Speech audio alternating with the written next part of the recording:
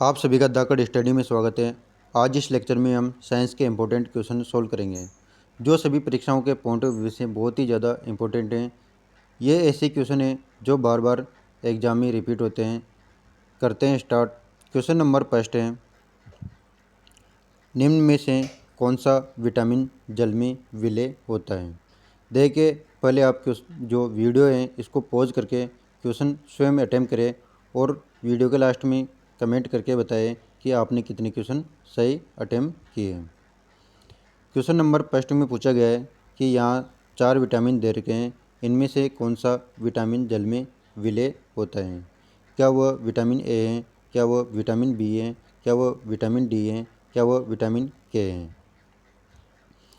जो जल में विलय होता है वह है विटामिन बी, यानी इस क्वेश्चन का सही आंसर होगा ऑप्शन सेकंड।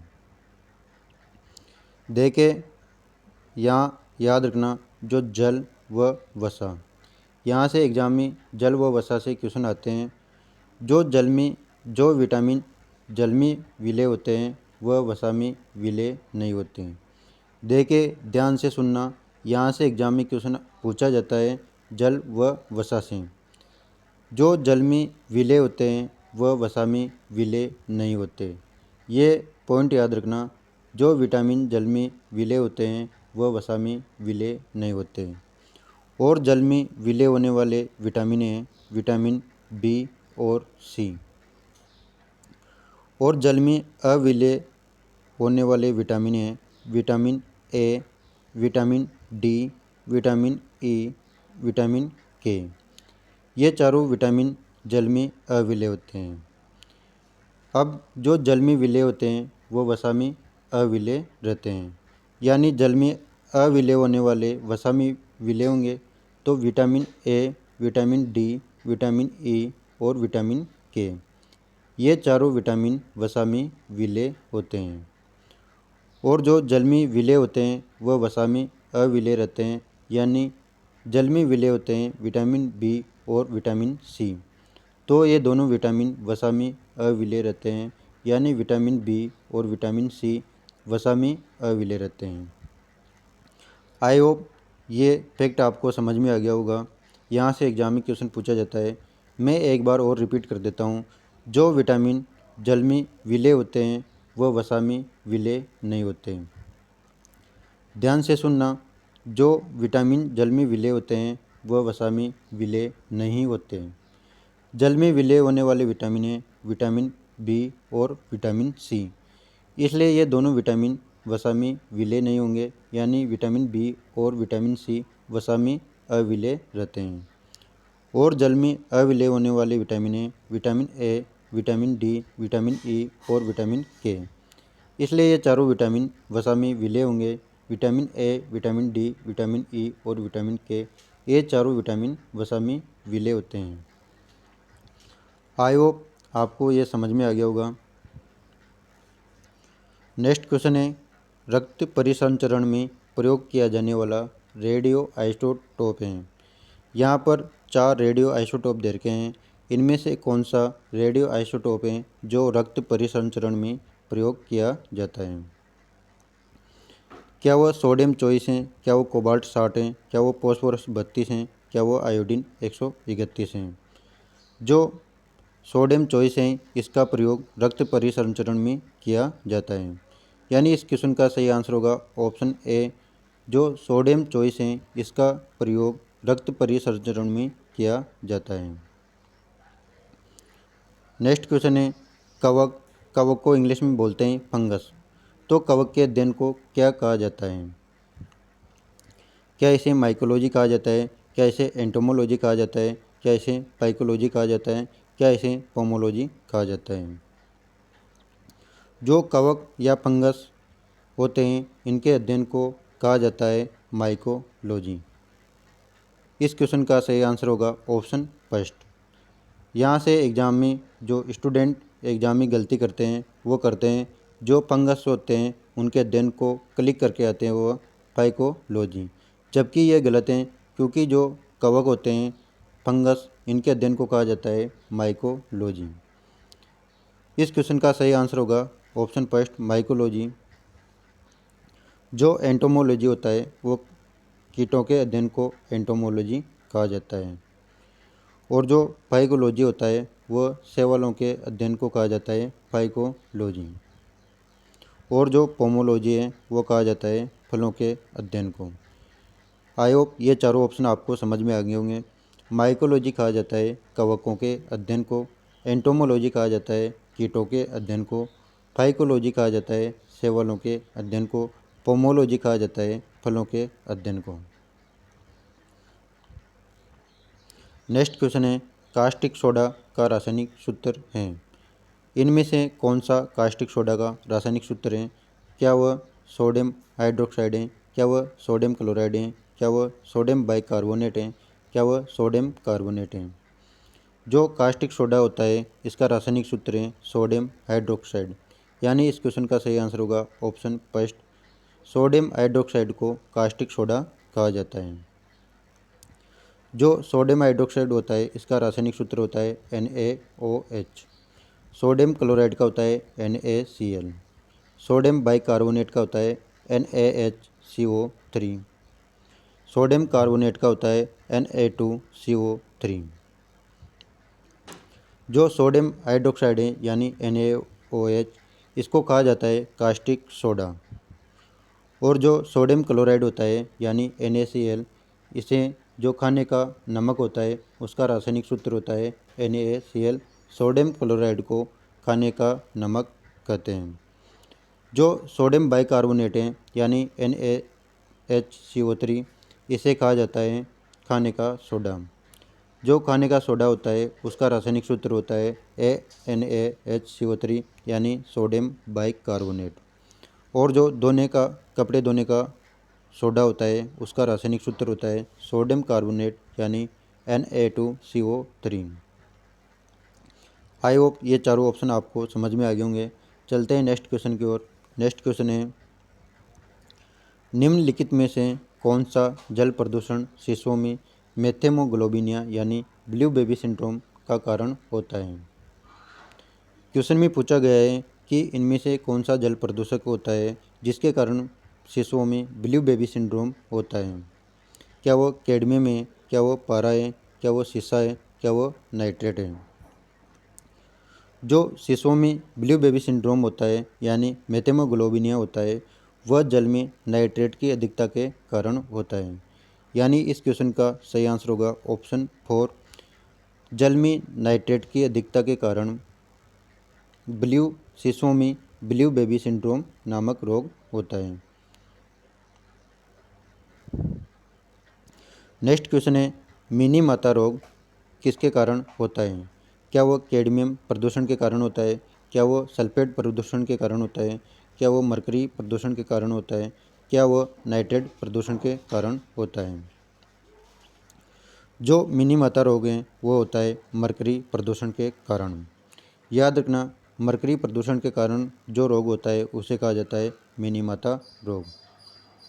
और यहाँ से एक और याद रखना, जो कैडमियम प्रदूषण के कारण रोग होता है उसे कहा जाता है इटाई रोग।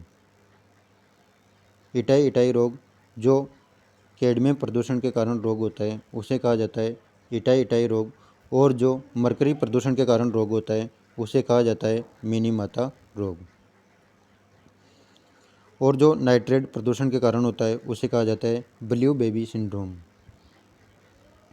आई होप ये सारे फैक्ट आपको समझ में आ गए होंगे। नेक्स्ट क्वेश्चन है, निम्नलिखित में से कौन सा रोग बैक्टीरिया से होता है? यानी यहाँ पर 4 रोग दे रखे हैं, इनमें से कौन सा रोग बैक्टीरिया यानी जीवाणु से होता है? क्या वो तपेदिक हैं? क्या वो पीलिया हैं? क्या वो चेचक हैं? क्या वो मम्स हैं? जो तपेदिक होता है वह बैक्टीरिया से होता है, यानी इस क्वेश्चन का सही आंसर होगा ऑप्शन फर्स्ट। बाकी ये तीनों रोग पीलिया, चेचक, मम्स, ये तीनों रोग होते हैं वायरस के कारण यानी विषाणु के कारण।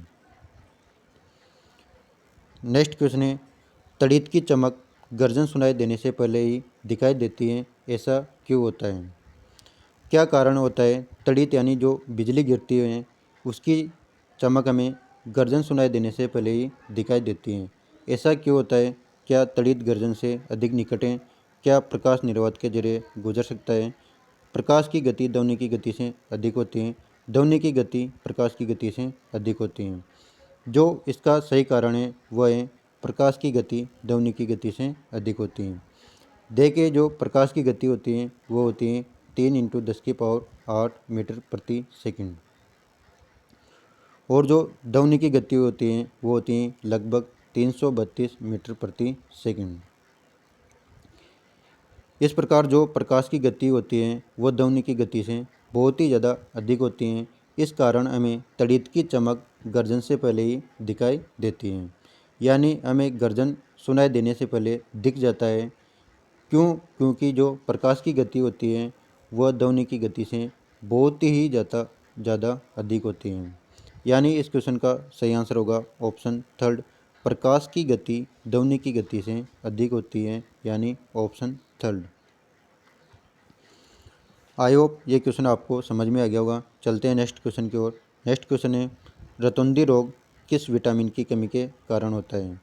क्या वो विटामिन ए की कमी के कारण होता है, क्या विटामिन बी, क्या विटामिन सी, क्या विटामिन डी? यहाँ पर 4 विटामिन दे रखे हैं, इनमें से किस विटामिन की कमी के कारण रतौंधी रोग होता है? जो विटामिन ए होता है इसकी कमी के कारण होता है रतौंधी रोग। विटामिन बी की कमी के कारण होता है बेरी रोग, और जो विटामिन सी होता है इसकी कमी के कारण होता है स्कर्वी रोग। विटामिन डी की कमी के कारण हड्डियाँ कमज़ोर हो जाती हैं। यानी यहाँ पर चारों विटामिन की कमी से कौन सा रोग होता है ये आपको समझ में आ गया होगा। क्वेश्चन में केवल रतौंधी रोग के बारे में पूछा गया है कि रतौंधी रोग किस विटामिन की कमी के कारण होता है। वो होता है विटामिन ए की कमी के कारण रतौंधी रोग होता है। नेक्स्ट क्वेश्चन है, हवाई जहाज़ में फाउंटेन पेन से स्याही बाहर निकल जाती हैं। जो हवाई जहाज़ होता है इसमें फाउंटेन पेन से स्याही बाहर निकल जाती है। ऐसा क्यों होता है कि हवाई जहाज़ में फाउंटेन पेन से स्याही बाहर निकल जाती हैं? क्या ऊंचाई बढ़ने से वायुदाब में कमी होती है? क्या ऊंचाई बढ़ने से वायुदाब में वृद्धि होती है? क्या ऊंचाई बढ़ने से वायुदाब अपरिवर्तित रहता है, या इनमें से कोई नहीं? देखिए, जैसे जैसे हम ऊंचाई पर जाते हैं तो वायुदाब में कमी होती है। याद रखना, ऊंचाई बढ़ने के साथ साथ वायुदाब में कमी होती है। वायुदाब में कमी होने के कारण जो पेन के अंदर स्याही है उसका प्रेशर ज़्यादा होता है, इसलिए जो स्याही होती है वो बाहर निकल जाती है। यानी ऊंचाई बढ़ने से वायुदाब में कमी होती है, इस कारण जो फाउंटेन पेन है इसकी स्याही बाहर निकल जाती है। यानी इस क्वेश्चन का सही आंसर होगा ऑप्शन फर्स्ट, ऊंचाई बढ़ने से वायुदाब में कमी होती है। नेक्स्ट क्वेश्चन है, जो मलेरिया रोग हैं वह यहाँ पर 4 अंग दे रखे हैं, इनमें से किसको प्रभावित करता है? क्या वह हृदय को प्रभावित करता है, क्या फेफड़ों को, क्या प्लीहा को, क्या किडनी को? जो मलेरिया है इसके कारण प्लीहा प्रभावित होता है, जिसके कारण हमारी प्लेटलेट्स डाउन होती हैं। यानी जो हमारी प्लेटलेट्स में कमी होती है वह प्लीहा में, मलेरिया रोग में प्लीहा प्रभावित होने के कारण प्लेटलेट्स में कमी होती है। नेक्स्ट क्वेश्चन है, निम्नलिखित में से किसकी कमी से दांत की बीमारी होती है? क्या जिंक की कमी से, क्या फ्लोरीन, क्या मैग्नीज, या फिर एल्यूमिनियम? जो फ्लोरीन होता है उसकी कमी के कारण दांत की बीमारी होती है, यानी इस क्वेश्चन का सही आंसर होगा ऑप्शन सेकंड। नेक्स्ट क्वेश्चन है, यहाँ पर प्राकृतिक रबड़ किसका बहुलक होता है? क्या वो आइसोप्रीन का होता है, क्या स्टायरीन, या ब्यूटाडाइन, या फिर एथिलीन? जो प्राकृतिक रबड़ होता है वह आइसोप्रीन का बहुलक होता है, यानी इस क्वेश्चन का सही आंसर होगा ऑप्शन ए, प्राकृतिक रबड़ का बहुलक है आइसोप्रीन। जीवों में अत्यधिक विविधता का कारण क्या है? जो जीवों में अत्यधिक विविधता होती है वह किस कारण होती है? क्या वह उत्परिवर्तन के कारण होती हैं, क्या वह सहभागिता के कारण होती हैं, क्या अनुकूलन के कारण होती है, या बहुगुणसूत्रता के कारण होती हैं? जो जीवों में अत्यधिक विविधता होती है वो होती हैं उत्परिवर्तन के कारण, यानी इस क्वेश्चन का सही आंसर होगा ऑप्शन फर्स्ट, उत्परिवर्तन के कारण जीवों में अत्यधिक विविधता होती है। नेक्स्ट क्वेश्चन है वंशानुगति की इकाई हैं। इनमें से कौन सी वंशानुगति की इकाई हैं? क्या वो गुणसूत्र हैं, क्या जीन हैं, क्या फिनोटाइप हैं या जीनोटाइप हैं? जो जीन है इसके कारण ये वंशानुगति की इकाई है, यानी इस क्वेश्चन का सही आंसर होगा ऑप्शन सेकंड। नेक्स्ट क्वेश्चन है ऑन्कोजीन किससे संबंधित हैं? जो ऑन्कोजीन है ये कैंसर से संबंधित हैं, यानी इस क्वेश्चन का आंसर होगा ऑप्शन सी।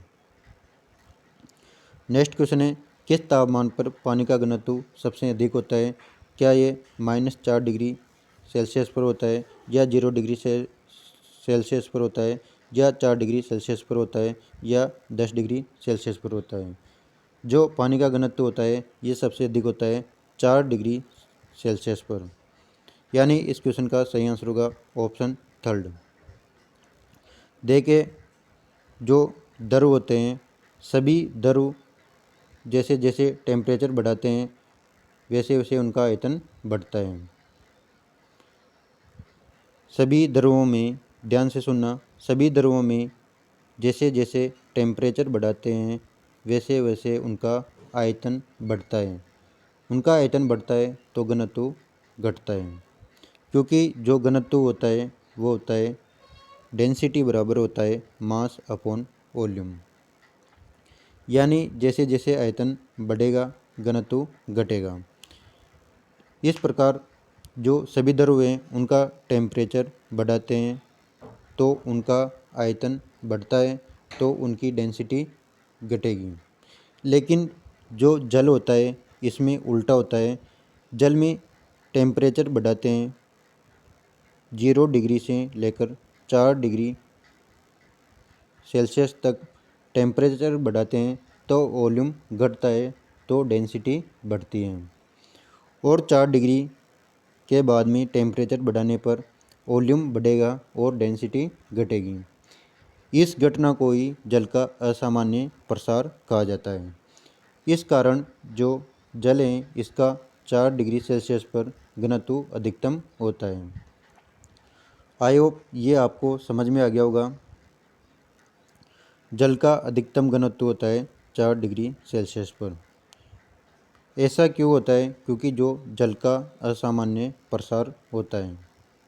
असामान्य प्रसार क्या होता है ये मैंने आपको समझा दिया कि जल में 0 डिग्री सेल्सियस से लेकर 0 डिग्री सेल्सियस से लेकर 4 डिग्री सेल्सियस तक जो आयतन होता है इसमें कमी होती है, इसलिए डेंसिटी में वृद्धि होगी। 4 डिग्री सेल्सियस के बाद में जल में आयतन में वृद्धि होगी और डेंसिटी घटेगी। इस प्रकार 4 डिग्री सेल्सियस पर जो जल है इसकी घनत्व सबसे अधिक रहता है। आई होप ये फैक्ट आपको समझ में आ गया होगा। नेक्स्ट क्वेश्चन है निम्न में से कौन सी गैस हरित गृह प्रभाव में योगदान नहीं देती? यहाँ पर 4 गैसें दे रखी हैं। इनमें से कौन सी गैस हैं जो हरित गृह प्रभाव में योगदान नहीं देती? क्या वह नाइट्रोजन है, क्या वो कार्बन डाइऑक्साइड है, क्या वो मीथेन है, क्या वह क्लोरोफ्लोरोकार्बन है? जो नाइट्रोजन है ये हरित गृह प्रभाव में योगदान नहीं देती, यानी इस क्वेश्चन का सही आंसर होगा ऑप्शन फर्स्ट। बाकी ये तीनों गैसें हरित गृह प्रभाव में अपना योगदान देती हैं। कार्बन डाइऑक्साइड यानी CO2, मीथेन यानी CH4, क्लोरोफ्लोरोकार्बन यानी CFC, ये तीनों गैसें हरित गृह प्रभाव में अपना योगदान देती हैं। इनमें से जो कार्बन डाइऑक्साइड है यानी CO2 ये सबसे ज़्यादा योगदान रहता है इसका हरित गृह प्रभाव में, यानी जो ग्रीन हाउस इफेक्ट है इसमें सबसे ज़्यादा योगदान CO2 गैस का रहता है। कार्बन डाइऑक्साइड का सबसे ज़्यादा योगदान रहता है हरित गृह प्रभाव में। आई होप ये आपको समझ में आ गया होगा। चलते हैं नेक्स्ट क्वेश्चन की ओर। नेक्स्ट क्वेश्चन है बॉक्साइट किसका अयस्क है? क्या वो एल्यूमिनियम का है, क्या वो लोहा का है, क्या वो जिंक का है, क्या वो टिन का है? जो बॉक्साइड है ये एल्यूमिनियम का अयस्क है, यानी इस क्वेश्चन का सही आंसर होगा ऑप्शन फर्स्ट। बॉक्साइड एल्यूमिनियम का अयस्क है। याद रखना जो बॉक्साइड होता है इसका रासायनिक सूत्र याद रखना Al2O3.2H2O। ये रासायनिक सूत्र होता है बॉक्साइट का, क्योंकि यहाँ से भी एग्जाम में क्वेश्चन पूछ लिया जाता है कि बॉक्साइट का रासायनिक सूत्र क्या है। वो है Al2O3.2H2O बॉक्साइट का रासायनिक सूत्र है। बॉक्साइट एल्यूमिनियम का अयस्क है। बॉक्साइट के अलावा एल्यूमिनियम के कोरंडम और क्रायोलाइट, इन दोनों का भी नाम याद रखना, बॉक्साइट, कोरंडम और क्रायोलाइट। ये तीनों एल्यूमिनियम के अयस्क हैं, बॉक्साइट, कोरंडम और क्रायोलाइट। नेक्स्ट क्वेश्चन है, खाद्यान्नों को सुरक्षित रखने के लिए निम्न में से किस रसायन का प्रयोग किया जाता है? क्या वह बोरक्स हैं? क्या वह सोडियम बेंजोएट हैं? क्या वह पोटेशियम परमैंगनेट हैं? क्या इनमें से कोई नहीं? इनमें से किसका प्रयोग खाद्यान्नों को सुरक्षित रखने के लिए किया जाता है? वह है सोडियम बेंजोएट का प्रयोग खाद्यान्नों को सुरक्षित रखने के लिए किया जाता है। जो सोडियम बेंजोएट है, इसका रासायनिक सूत्र होता है NaC7H5O2। यह सोडियम बेंजोएट का रासायनिक सूत्र होता है, यह भी याद रखना। नेक्स्ट क्वेश्चन है, बायोगैस का मुख्य रासायनिक सूत्र क्या होता है? क्या वो CO2 यानी कार्बन डाइऑक्साइड है? क्या LPG है? क्या प्राकृतिक गैस है? क्या मीथेन है? जो बायोगैस होता है, इसका रासायनिक सूत्र है मीथेन यानी CH4 बायोगैस का रासायनिक सूत्र है। नेक्स्ट क्वेश्चन है, बहुत अधिक ऊंचाई पर मनुष्य की लाल रुधिर कणिकाएं यानी जो मनुष्य की RBC हैं, रेड ब्लड सेल हैं, वह ऊंचाई बढ़ने पर इनका क्या होता है? क्या इनका आकार बढ़ जाता है? क्या इनकी संख्या बढ़ जाती है? क्या इनका आकार छोटा हो जाता है? क्या इनकी संख्या घट जाती है? इनमें से क्या होता है जिसके कारण मनुष्य की ऊंचाई बढ़ने पर जो मनुष्य की RBC है, उनमें ऊंचाई बढ़ने पर जो मनुष्य की RBC हैं, इनकी संख्या बढ़ जाती है। यानी इस क्वेश्चन का सही आंसर होगा ऑप्शन बी, ऊंचाई बढ़ने पर मनुष्य की जो RBC हैं, इनकी संख्या बढ़ जाती है। आई होप आपको सारे क्वेश्चन समझ में आ गए होंगे, और कमेंट करके बताएं कि आपने कितने क्वेश्चन सही अटेम्प्ट किए। मिलते हैं नेक्स्ट लेक्चर में।